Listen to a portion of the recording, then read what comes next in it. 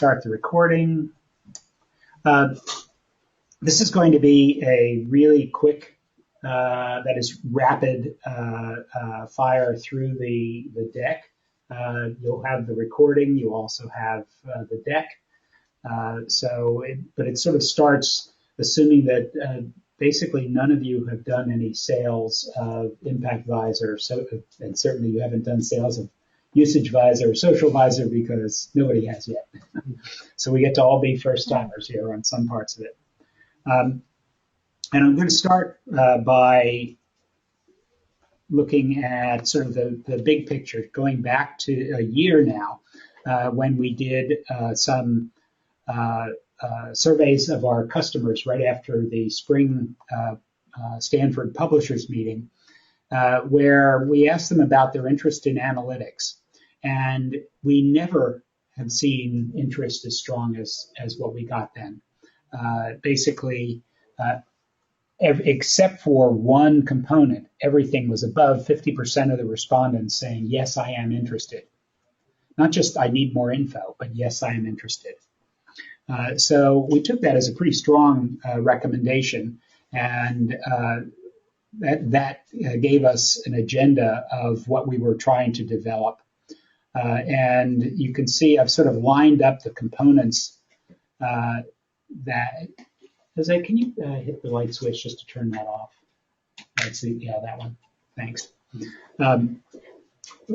You can see here how what we've developed lines up with customer interest. And it might still be relevant to go back to the Survey Monkey here and see, well, who were these customers who said they were interested? Because honestly, we should do that before going into the field. I have that information. I just didn't manage to pick it up this morning. And so pretty much we have done everything or are planning everything except for identity analysis, the fourth line down. Honestly, I don't know what that would mean, so we haven't done it yet. And we did add something called Social Visor at the end. So looking at how that turns into the products, here are, in 2015, what we did was release Impact Visor in mid-2015. And what we're planning, though, to do in 2016 is all these others. Meta Visor is something we talked about with customers. We've combined it with Usage Visor. So Meta and Usage Visor are essentially the same things now. And that is, they're combined. Author Visor is actually becoming Author Prospector, which is a component of Impact Visor. It's not a separate visor. And we, as I said before, we've added Social Visor. And then in 2017, sorry, this is a little bit slow. We're adding Prospect Visor. So through the end of this year, the kinds of things that you can be talking to customers about are, essentially we'll have all these visors available for sale except Prospect Visor by the end of the year. And Prospect Visor is coming along at the start of Q2 next year, if plans hold. So I'm going to summarize this in two ways, just two different visuals for you, really. Usage Visor is going to be released August 12th. And there's special pricing for Impact Visor customers. Alerts are going to be added to all visors, but first Impact Visor, and we'll be releasing alerts September 30th. Social Visor will be released September 30th, assuming plans now hold. And it also will have special pricing for Impact Visor customers. And there's a reason I'm mentioning that. It's that the pricing right now, the planned pricing is 50% off for Impact Visor customers. So that's a pretty good group to talk to. Rather than complaining about the price, they might actually think it's a good price. Sorry, just a quick question. So when you mentioned 50% off, so the pricing, does it work per publisher or per site or? Per publisher. Per publisher, okay. There's some stuff in between there which we can go into in detail. Okay. Then Author Prospector is, as I said, a component of Impact Visor, and so it will be included for Impact Visor, but it might lead some people who haven't previously purchased Impact Visor to be interested in it. So in a way, the addition of alerts and Author Prospector to Impact Visor give us a reason to go back to customers who are on the fence about Impact Visor and to have a new conversation with them. And then Q2 next year, releasing Institutional Prospect Visor. I'm going to talk a bit more about the Usage Visor and Social Visor, and if we have time, we'll talk about Author Prospector and Prospect Visor. So here's just another way of looking at the same information, that is what's happening when and what each of these tools are for. Usage Visor is article level usage, institutional usage, and Turnaway usage. And those are pretty hard to work with right now. That is, you get detailed data out of counter reports, but if you want to do anything with it, you have to load it into Excel, and then you have to add your own metadata so that you can slice and dice it and so on. Visor alerts are great because they deliver information to you. You don't have to go to the system and get it. It tells you when something important has happened. Social Visor lets you look at how social media are performing for your content. Author Prospector helps you find the most important authors to attract and retain. And then Prospect Visor helps you find which institutions would be good prospects for selling subscriptions to.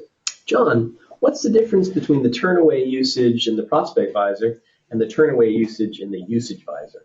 We'll talk about that in more detail if we have time to get into Prospect Visor.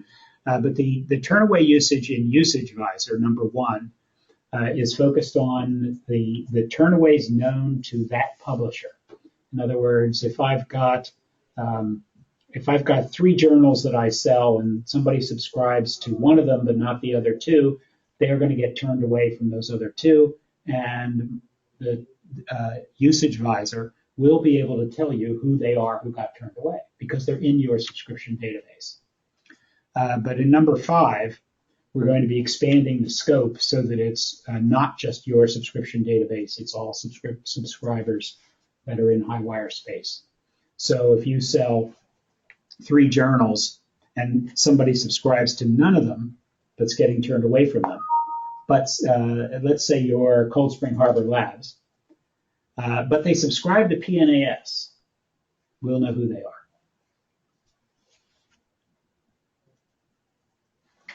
All right, so I'm going to make some general comments about the Vizor Suite now, so you have a sense of how all the pieces sort of are alike. First about pricing. The components, the Suite components are available separately. You can get Impact Visor without Usage Visor, Usage Visor without Social Visor, Prospect Visor without, etc. So you can buy them individually. The components, though, can be bundled with Impact Visor to be discounted. And the discounts are really substantial. And assuming that we stay with the pricing that Alex and I came up with, and maybe, Jim, you know whether we're staying with that pricing or not. We're working on getting an answer for that. Okay. And this is not intentionally how Alex and I priced it, but I noticed that the way it works is that if you buy Usage Visor, Social Visor, and Prospect Visor at their list prices, you get Impact Visor for free. In other words, the discount is such that Impact Visor, which costs about $20,000, it's about $20,000 of discounts if you have Impact Visor for those others. So pretty substantial. Visors are subscription products. There are no one-time costs associated with it, no installation costs, and they're very fast to install. We've actually done one over the weekend. Now we sort of used time zones to our advantage in that, since it was a long weekend. It was a long weekend. I called Neil at the start of my weekend in London, and he had the site up by the end of his weekend in the Bay Area. And part of the reason it's, I'm just going to skip over the one point first and go down to the rapid installation. The reason it's so rapid to install is because we don't do customization. It's configurable, but not customizable. Anytime somebody comes up with a customization, we look at whether it's a good idea, and if it's a good idea, we build it into the platform. So let me comment now just on the one that I skipped over about the customer budget cycle. Impact Visor is about a $20,000 product. It varies a bit depending on whether they have one journal or 10 journals. For a product at that price level, the budget cycle is key. People can't just find that money laying around inside a year. So they need to budget it now to buy it in 2017.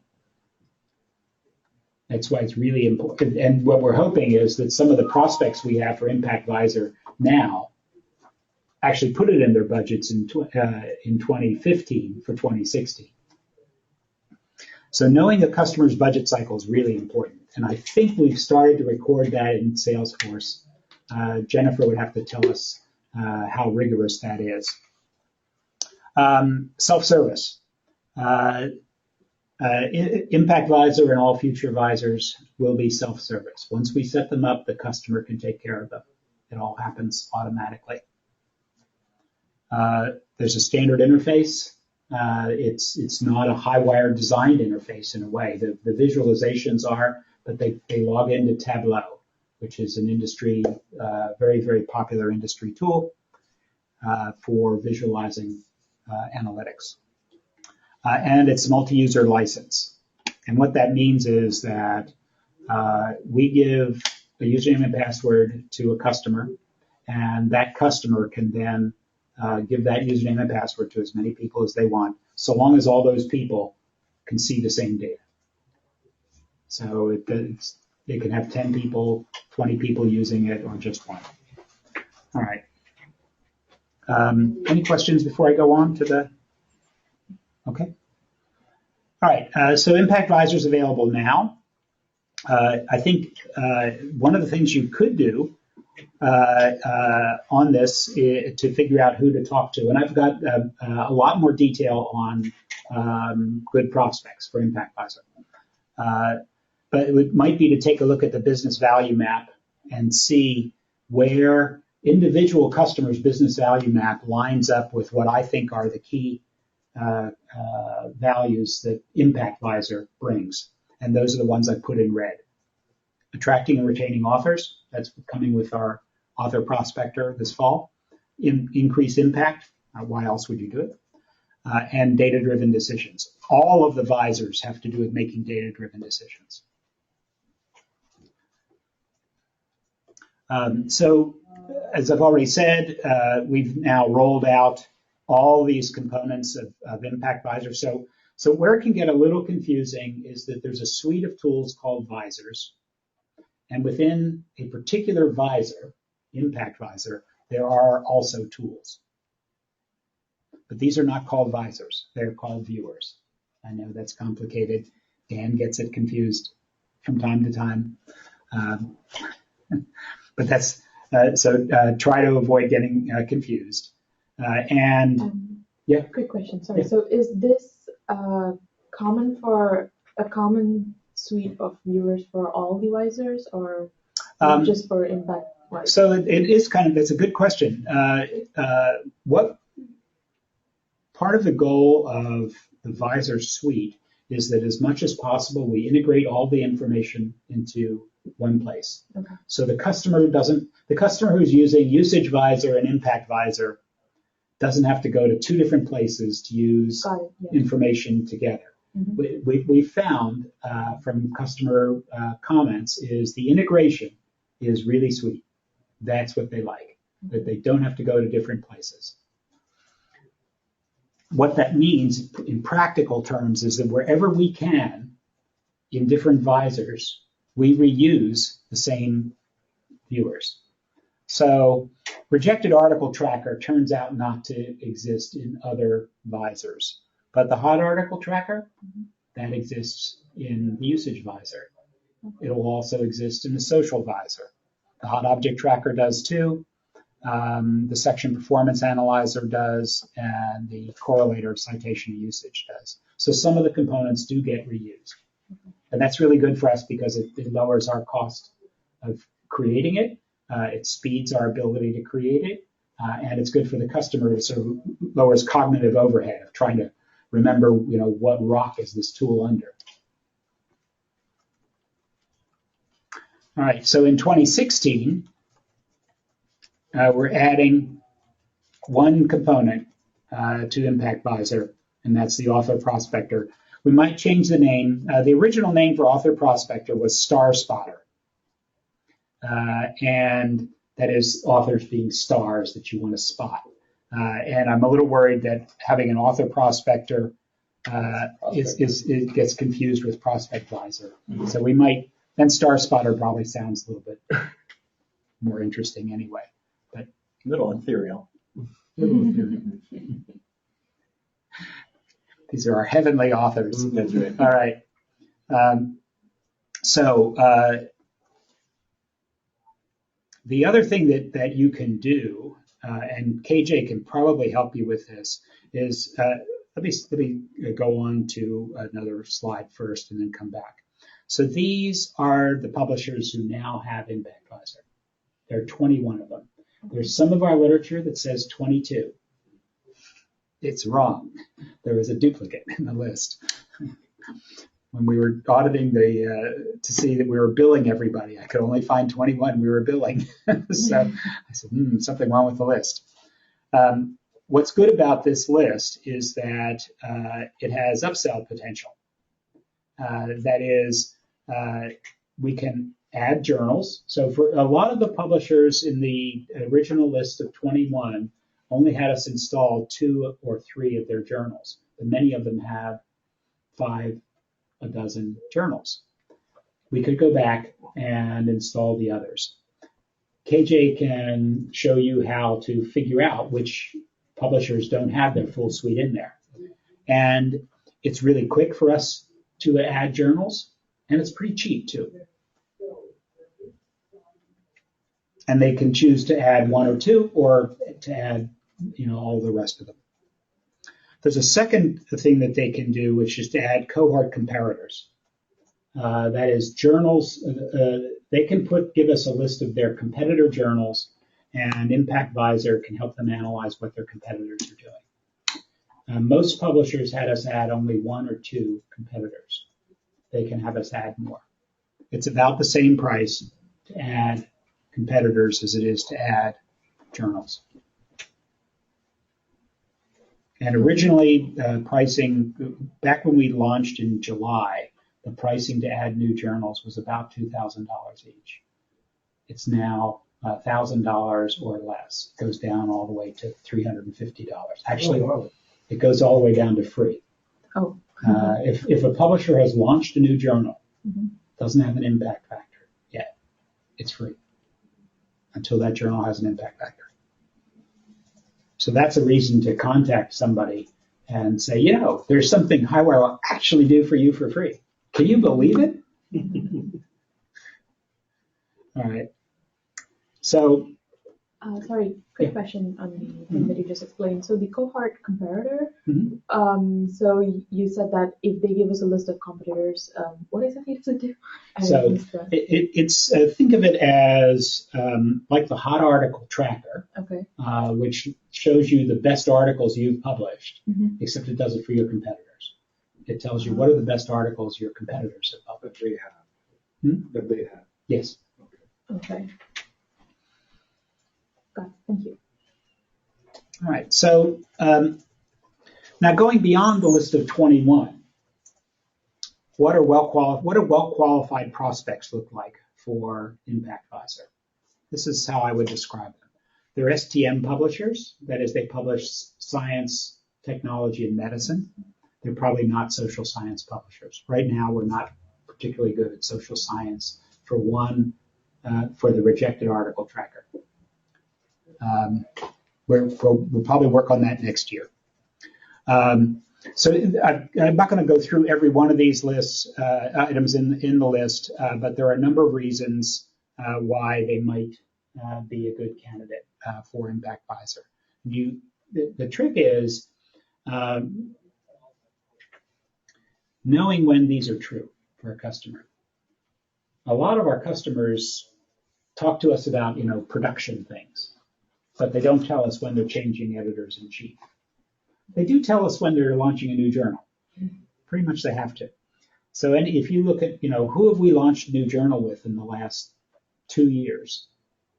That might be an indication of somebody we should talk to if they're not already there, if they're not already using Impact. That's an interesting point. They might actually tell BenchPress if they're changing an EIC before they tell Journal Posting. That's true. Because so that might be a flag that BenchPress sends to an account manager saying, we have a new EIC coming on board. That's a really good point. I would say that if we have BenchPress customers who are not using Impact Visor, we should approach them because we're giving them a discount. It's 10%. It's not huge, but it's a discount because it's a lot easier for us to install a BenchPress customer and it's less work for the customer.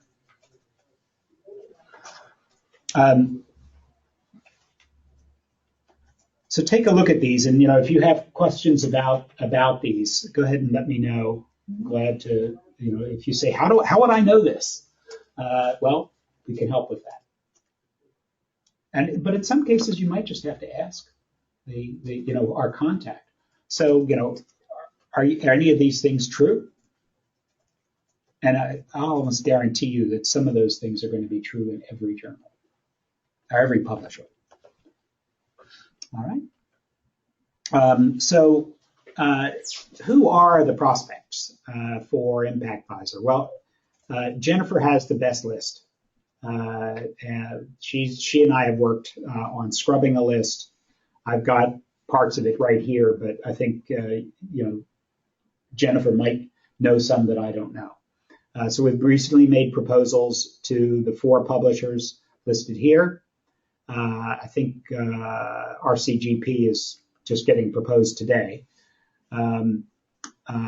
We are thinking that the ones to propose in the real short term are this list here. If this might be over the next 2, 3, 4 weeks. And there are 2, 4, 5 there.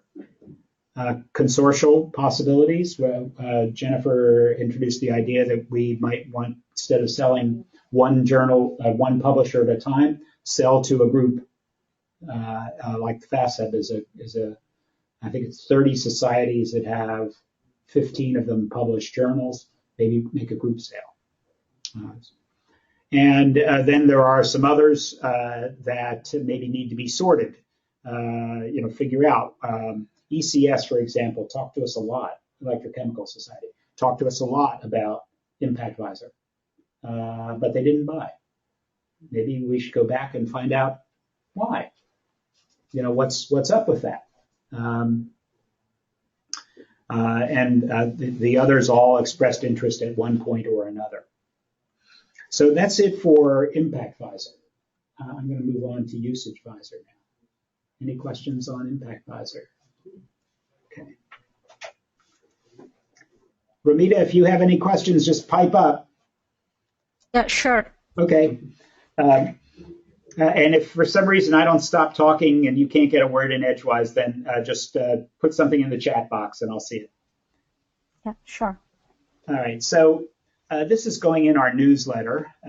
We'll be announcing, and I think the newsletter goes out before the end of the month. We'll be announcing that Usage Visor is available as of August 12th. And there's a lot of text here, but the key points are the ones I put in red here. That is, it becomes available August 12th. It's about article level usage, institutional usage, and Turnaway usage, and it lets you do metrics like cost per use. There's nothing else in the industry that does cost per use metrics, believe it or not. everybody does these by hand. It's like, really? And yet it turns out to be the key measurement that librarians use to figure out whether they're getting good value. So what a librarian does is look at, let's say they pay $1,000 a year for a journal, and it gets 1,000 downloads a year. Well, then their cost per use, they calculate, is $1. And then they compare that to some other journal where it might be $10, or it might be a dime a use. And they sort their journal titles, and they look at the ones that are really high cost per use, and they say, maybe we should get rid of that. And they especially look at any where the figure is above $10, because there it's worth it to either do pay-per-view, or to use interlibrary loan, or to use other approaches. So there are cost per use turns out to be really important indicator, but it's institutional level. It's not something you can put at a journal level. So it's just been very hard for publishers to calculate this, very labor intensive, because they can't integrate usage data and cost data until now. And then alerting services, which will let them look at, get an alert when an institution's cost per use goes above $10 per use. We should alert them to that. Right. So just pulling that out, we interviewed about a half dozen publishers who had expressed early interest in Usage Visor, and this is what they told us, that article level usage, multiple journals, 3 to 5 years of data, different types of usage. In other words, not just PDF downloads, but abstracts and so on. Monthly usage was fine. That was good because that's all we could do. And that it was really important to integrate it with other visors. I think I'll have a sheet that'll tell us who we talked to. Among the 6 users we interviewed, we did hit one thing that we're not able to do at this point, and that's books usage. And that was of interest to Duke. But we're going to be doing institutional usage, Turnaway usage, alerts, and the ability to export the data. There's a cell sheet that KJ will have done this weekend. Yep. We're going to be setting it up this summer. John, I had a question. Is it true that Impact Visor does a few things that Usage Visor also does? It's just that it uses only PDF and not uses HTML or abstracts and all that. That is correct. Boy, you're really good. That's detailed. I wasn't going to go into that level of detail. So could you repeat the question? Sure. I'm just so amazed. It looks like Jennifer is just joining us now. So Jennifer, I'm answering a question from Romita. So there is a component of Impact Visor that lets an editor, publisher look at 3 different types of metrics at once. They can look at Mendeley saves, citations, and usage. The only type of usage they can look at in that viewer is PDF downloads. So in a way, they can look at usage now. What Usage Visor lets them do is pull in all types of usage. That is not just PDFs, but abstracts plus PDFs, abstracts plus HTML, all 3 rolled together, any combination of abstract, full text, and HTML usage. Does that answer the question, Romita? Yes, it does. I'm just wondering, is this our only USP for selling Usage Visor, that it does everything, like HTML, abstracts, everything over Impact Visor, or is there anything else as well? It does institutional usage, and it does Turnaway usage. And it does alerts on usage. But alerts is something that we will have in Impact Visor as well, but it will do alerts on usage. Impact Visor will not do alerts on usage. Okay. So the only way to get an alert on usage, and it does, the other thing it does is cost per use calculations. Okay. So there are some distinct audiences to sell Usage Visor to from Impact Visor. Both Impact Visor and Usage Visor will both be of interest to marketing people who are trying to market individual articles on the basis of their power. And they'll probably both be of interest to editors. Okay. But a distinct audience for Usage Visor are people who do marketing and sales to institutions. Okay. Okay, got it. All right. So the sell sheet, as I mentioned, will be out end of the weekend. These are just some visuals of Usage Visor. If you're familiar with Impact Visor, you'd say, gee, that looks pretty familiar. And it does, with the exception that there is a pop-up box here at the top that lets you see all these different types of usage in any combination you want. And similarly for the hot object tracker, it also looks very familiar, except it has more measures that are about usage. And then usage correlator will let you look at different types of usage from what you can look at now. And there is a way of looking at distribution of usage. Right now, you can only look at distribution of citations in Impact Visor. This lets you look at distribution of usage. And then there are ways of looking at usage by category so that you can, for example, see that, gee, I'm publishing a lot of articles in immunobiology, but they're not getting nearly as much usage as the articles that are clinical trials. And maybe I should publish fewer of the immunobiology and more of the clinical trials articles if I care about usage overall. Or start a journal for clinical trial. Yep. Hi, John. Okay, yeah. So Jennifer, can I ask a few questions? Sure. I need to ask you to back up like 3 slides. You're going so fast. Keep going. The next one. Yeah, that one. Usage correlator. Oh, okay. Got it. Can you explain that again? Sure. Correlating what to what? So this is a fairly simple slide for a pretty sophisticated tool, but it lets you on this slide. What it lets you do is compare, visually compare, and sort by any 3 measures you want to pick. Here it's showing Mendeley saves, citations per article, and 36 months of usage. And so you can see whether some articles are highly downloaded, but not very highly cited. And you can quickly sort by any column. So you can see your most saved articles versus your most cited articles. Oh, so you can sort on the 3 columns here. Yep. And obviously, okay, that's cool.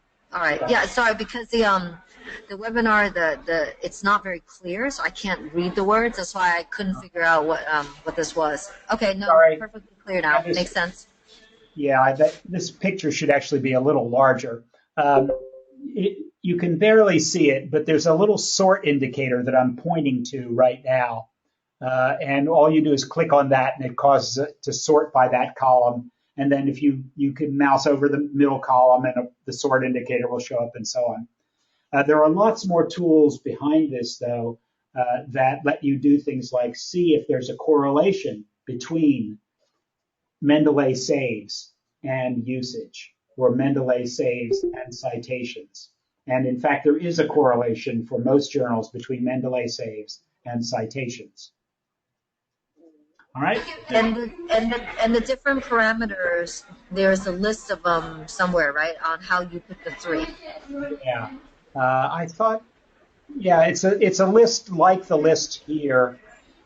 which is probably too small for you to read, I'll bet. Well, I can see like 3, 6, 12, so something usage from publication. Yep, that's it. Yeah. So, for example, I have my nose against my screen trying to figure out what it says. Yeah, sorry. Again, that picture should be bigger. What you can do is compare the first 3 months of articles to each other, or compare the first 6 months, or compare the first 12 months. You don't want to compare all months, because then the newest articles are sort of weak looking when they're actually not. All right? Okay, all clear, thanks. Okay. All right, so usage visor prospects. Here, we could go back to that survey I showed you at the beginning of the webinar and pull out. So who said they were interested in usage visor? It'd be good to do. I just didn't do it in time for this. The list of publishers who talked with me to specify usage visor is here. As you can see, 7 of them were Impact Visor customers, and 2 were not. And I think all of these are good candidates. They were clearly interested enough to take the time to participate in the discussions. And their input really did change what we were doing, believe me. Other publishers expressed some interest in this at the spring meeting. APTA, and they probably would not be a good candidate, but AlphaMed Press also expressed interest. And then another way of taking a look at who the publishers are who might be interested would be to go into Salesforce and look at cases that got assigned to Data Warehouse Group. Those publishers are probably trying to do something, and that suggests that they're interested in usage. So it's a possible. You could also look at publishers who've requested custom reporting from the warehouse or counter extracts. So that's just a suggestion. I haven't done that work because I am really not competent at Salesforce. Usage visor pricing. This is where Jim and Alex need to give us the final pricing. What Alex and I talked about a couple months ago was that standalone without Impact Visor, it would be about $5,000. And with Impact Visor, it would be $2,500, and that's per year. Is probably, this for, go ahead. Sorry, pricing can vary for single, so how does pricing vary? So, well, that's what Jim and Alex will tell me, tell all of us. It probably should be a little higher for, somebody who has 10 journals than for somebody who has 2 or 1. So it's just some escalator or de-escalator associated with that. If we really want to keep it simple, we just go with this pricing. I think that would probably be good input for account management to give Jim and Alex. Jennifer. Are they gonna? Sorry, when? And I know KJ is in the room, right? So when are they gonna give us an answer, or am I supposed to? Jim's in the room as well. We just went through pricing model. We're meeting with finance later on today to look at the business case and the projections for the revenue from 2016 to 2017 and the whole model. And we're hoping that we'll be able to present that to Dan on Monday or Tuesday to the EMT and get finalized early, mid next week latest. So by a week from today, we will have pricing. You'll have pricing and discounts, correct? Okay, great. Thanks. All right. Okay, now on to Social Visor, which is coming up real soon. So you might want to consider when you're talking with a customer, talking about all 3 of these at once. I honestly can't tell you if that's the best sales strategy or not. Let's hope you guys know sales strategies better than I do. So here is the blurb going in the newsletter, which is again going out by the end of the month. and this is summarizing the key points in Social Visor. Basically, that it helps you dig into the details of your donut. That is, if you have the altmetric donut, it's one big score, and you can look at article by article. But what this does is let you look across all of your corpus, and as with other visors, it has a key integration USP that it lets you slice and dice this information by your own metadata categories. In other words, you can look at your original research articles versus your reviews versus your editorials, and see what's performing best on any of these metrics. That turns out to be one of the really important aspects of the Vizor Suite for publishers compared to other ways they can get this data. Social Visor will be available separately from Impact Visor and separately from Usage Visor. It will integrate into Impact Visor, though, if you already have Impact Visor. And KJ will prepare a one-sheet description of Social Visor as soon as he's done Usage Visor. Actually, probably as soon as Neil is done saying what it's going to look like. So what types of questions does Social Visor answer? We don't have prototypes on it. We have mock-ups, but not prototypes. What types of articles resonate in which media channels? So, for example, if you find that your articles about cancer are written up in the New York Times, well, that might tell you as somebody responsible for public outreach at a society that you should actually be sending stuff explicitly to the New York Times because you know that they work with your stuff. But you might find other things resonate in more technical venues, like Reddit or something like that. Believe it or not, Reddit covers a lot of the stuff we publish. It's surprising. Some pretty off-the-rails discussions happen on Reddit, but also some pretty apt ones too. So I don't know what to say about that. You might want to look at certain high-scoring articles as somebody who's responsible for attracting and retaining authors. Figure out which articles are performing best in certain dimensions and recognize the authors, either by posting something or by emailing the authors. You might find which channels your readers are on and say, okay, I should be publishing more into those channels, or I should be encouraging authors to post in those channels.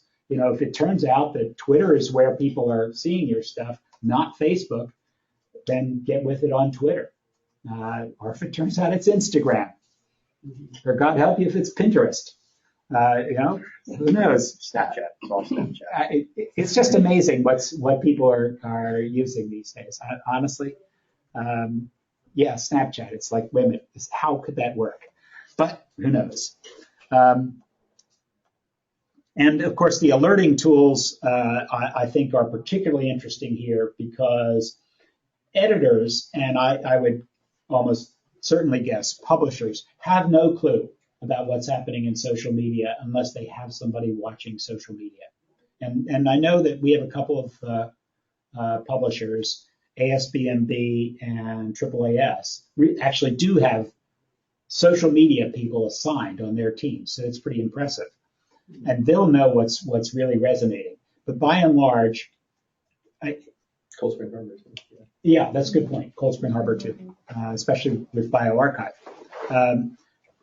They could go and look, but this will alert them that, okay, something has just gone to a score above 1,000. Something is now in the top 1% of articles ever published in your journal. That kind of thing we can do. All right. So questions, with question. Sure. Go ahead. Sorry. Go back. Yep. The third one. Which media channels are my readers on? Yeah. What is the definition of readers?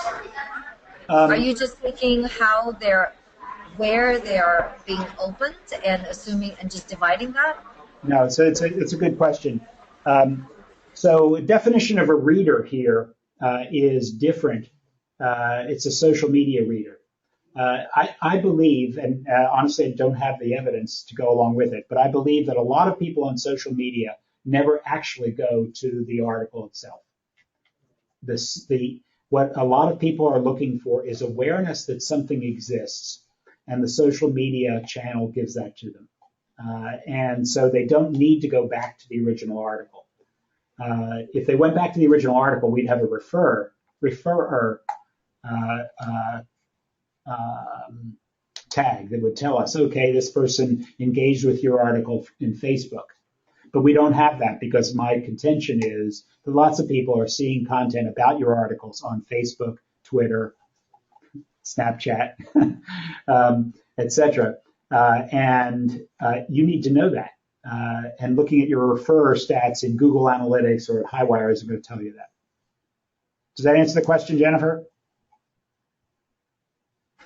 Not really. So it sounds like what we're doing is where the article appears in what channel, right? Just percentage of where it appears, right? Actually, not even percentage. It's just frequency. Or just numbers. No, because the reason why I'm thinking of this, right, and I just came out of all these meetings where we talk about readers and members and all that kind of stuff, right? From publisher's perspective, when you say, I guess not readers, I suppose it's more members or subscribers. They meant a finite set of people that pays the money, right? We don't make a correlation. We don't have a way correlation with those people that they consider as subscribers or members. Right. Or do we? Is that what nope. you're doing? You're not doing that, right? Okay, good, because I was like, wow, that's awesome if you're doing that. Possibly in the future we can correlate people we recognize through IP addresses, but not here, because this is actually data that's in the social media logs. That is the logs of Facebook and Instagram and so on. It's not data we have. Right, so maybe it's more. I don't want to say accurate, so I'm making it sound inaccurate. Maybe the word should be which media channels are my articles or stuff being read or being viewed, because that's really what it is, because we don't have a correlation on where it appears versus who, right? You just know it's being where it appears, right? But we don't know who's looking at it. Okay, sounds good. Thanks. Thank you. All right, some of the things you could talk to people about in Social Visor is to find out who's really doing much with this. I'm going to skip, since we're getting close to time, I'm going to skip the visuals. These are just, as I said, mock-ups let me just pause on this one. So, for example, the ACU, the correlator of citations and usage that's in Impact Visor that I showed you in Usage Visor, here is an example of what it will look like in Social Visor. And what you see is that the pop-up has different things in it. And you can look at different types of usage. So you can look at your channels specifically. The channels, are these the channels that the social media channels that is limited, or yes. Is there something that comes along we can add it? Possibly we're going to do the ability to do adding of scores. Okay. Yeah. And we think people will want to do their own custom arithmetic. Okay. Whether that's true or not, I don't know. We'll see. I haven't done the user interviews yet on Social Visor. Okay. It's not due out for 2 months. We're being agile. We're being very agile. Especially Neil has to be agile.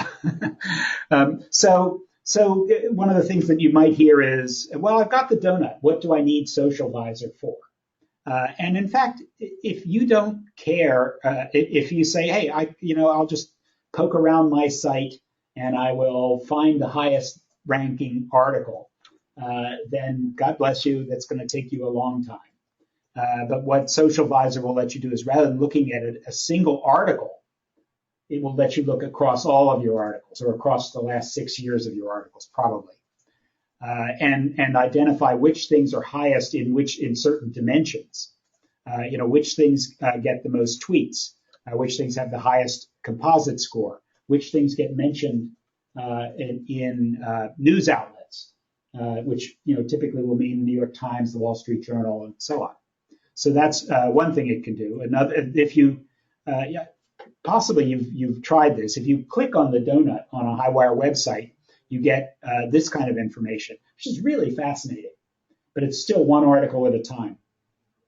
And what we're hoping to do is to bring this kind of information to a multi-article perspective. Who are the prospects? So I've done a little bit of analysis for you. I can't say that this is the best analysis that could be done, but it's what I could do while I was preparing for this. So I looked at which customers have the altmetric donut. I am not certain this is 100% of them. These are the ones that are in the code base.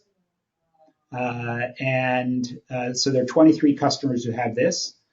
Not all of these have paid for it through HighWire, though. So some of them have licensed it directly. Others have licensed it through us.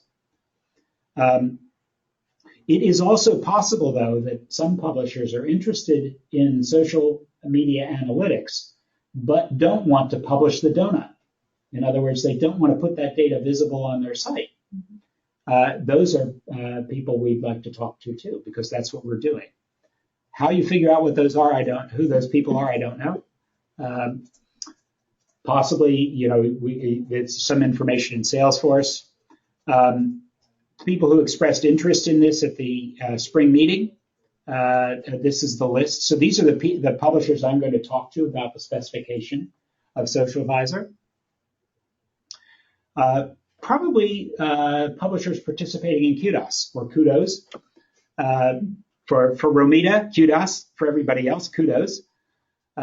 This is the list of our publishers who are participating in Kudos right now. And that's a social media tool that publishers pay their price for. And I will find out which of the publishers expressing an interest at the spring meeting want to talk to me about specification. And of course, that would then make them prime possibilities. And if you have other suggestions, I'd sure like to hear them.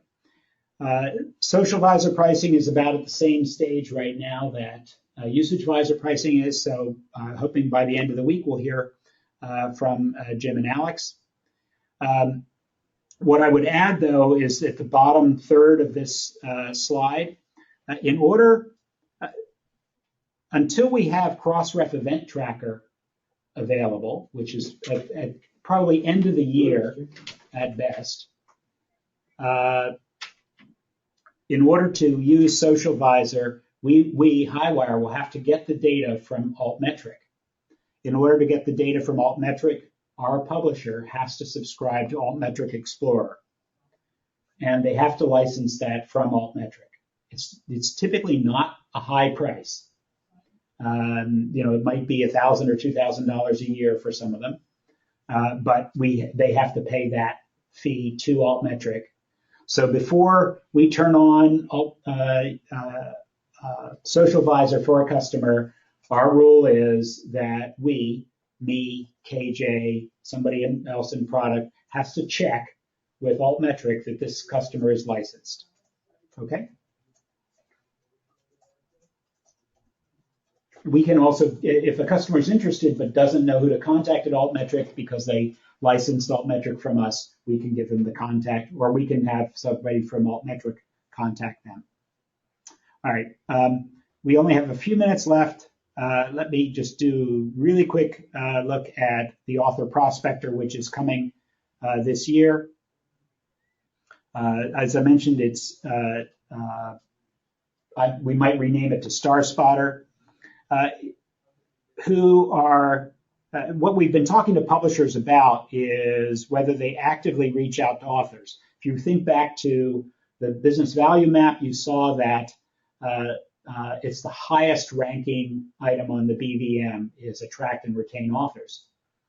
It turns out that lots of our publishers have that as a high value, but don't actually do anything about it. They figure, if we publish good material, that attracts authors. If we do our reviews in a timely and fair way, that attracts and that retains authors. And they're certainly right about that. So the question is, who wants to do more? Who wants to actually figure out whether there are authors who are some of their best authors who are publishing elsewhere, or authors who are publishing elsewhere on their topics but aren't in their database? Those are the kinds of things we'll be doing with Author Prospector. I've finished this set of interviews. So these are likely prospects first. This list of 8 publishers I've talked with about how they do author prospecting now. Pretty interesting, pretty varied, but fortunately there are some things in common. And then I'd say publishers who have said attract and retain as one of their highest priorities would also be prospects for Prospect Visor. For Author Prospector. I haven't gone to do the work of who those people are. If one of you does that, I'd sure like to know what the answer is. I'll put it in the deck. Okay. There is then Prospect Visor, which this is the tool that lets them look at which institutions are using their content but are not subscribing. And there was a question earlier about how is it different from Usage Visor's Turnaway reporting, and here we're using a much larger database. If you are a small publisher, say you've got 3 journals that you publish, then you may not have but 2,000 institutions in your database. But we have probably 25,000 institutions across HighWire. And so we use a much larger database. A number of our customers are using Data Salon. The point is that Prospect Visor is supposed to be substantially cheaper than Data Salon. Data Salon is an excellent tool. And we may work with them on sharing leads and so on. But their price point is much higher than what we're probably going to do. And the way it's better than RedLink is you don't have to work with Adabon.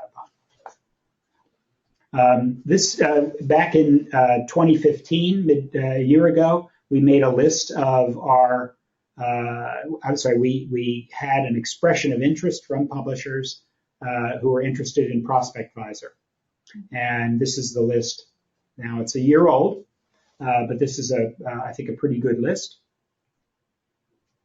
And here are some who have said that they want to be in the discussion of specification. I would also say that those who have Ringgold IDs are likely candidates because they've paid money to somebody to clean up their institutional subscriber list. And then finally, publishers who have put increased revenue subscriptions high on their list in the BVM are likely to be excellent candidates for Prospect Visor. Okay, believe it or not, we just went through 50 slides.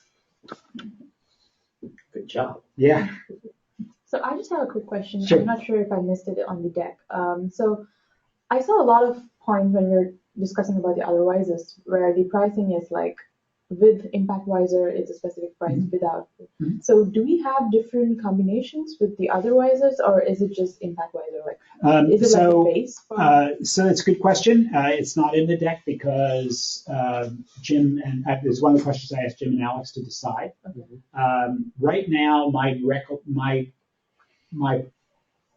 proposal to them is that we not discount combinations of other visors, only Impact Visor. Okay. Impact Visor is a premium product. It's got a pretty high price point. But honestly, other people who have knowledge of the best approaches to selling might have other recommendations, and that's fine. All right. John, what would be the term of agreement for Usage Visor and all others? I mean, for Impact Visor, I think it was 2 years. I think it's a good question. That should be part of the commercial terms associated with pricing, Ramita. And I think it's 2-year term for everything. But that is so that we can not have a setup fee. You know, if we let people do this month by month, we'd have to have a setup fee. Okay, and I mean, do we have any clause for like price escalation after a year or something like that? Yeah, I think it's standard 4%. Okay. But it's fixed for a year, right? Yes.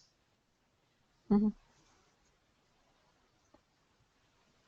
And there is a pricing model for Impact Visor. It can be complicated.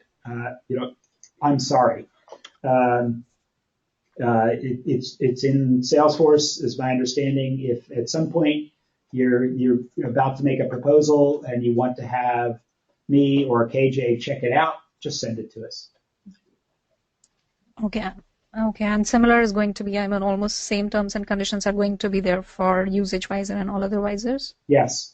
Yes. Although I'm hoping the pricing is a lot simpler on those. Oh, okay. And we are going to sign separate agreements for all the visors, or do we sign addendums? Yes, that's another part of the commercial terms. Right now, Impact Visor is a separate agreement because a customer can get that without being a hosted customer. But Usage Visor, technically we can provide it to non-hosted customers. Social Visor, we certainly can.